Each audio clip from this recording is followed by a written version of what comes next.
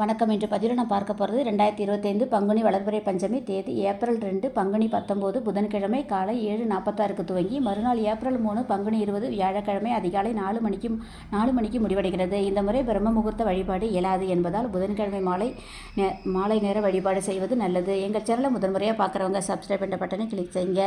விரத முறை: புதன்கிழமை காலை குளித்து பூஜை அறையில் அம்பாளுக்கு முன் நெய் தீபம் ஏற்றி முழுநேர உபவாசம் அல்லது காலை மட்டும் அல்லது இரவு ஒரு பொழுது மட்டும் இப்படி தங்கள் உடம்பு ஆரோக்கியத்திற்கு தகுந்தாற்போல் விரதத்தை மேற்கொள்ளலாம். மாலை கோவிலில் தேங்காய் தீபம் ஏற்றுவது சிறப்பு. வீட்டில் வெற்றிலை அல்லது அரசையிலில் பஞ்சமுக விளக்கு ஏற்றலாம். பஞ்சமுக விளக்கு என்பது 5 அகல் விளக்கு அல்லது 5 முக குத்து விளக்கு நெய் தீபமாக இருக்க வேண்டும். தொடர்ந்து 8 வளர்பிறை பஞ்சமி விரதம் இருந்தால் தங்கள் வேண்டுதல் எதுவாயினும் நிறைவேறக்கூடிய கடுமையான விரதம் இருந்து.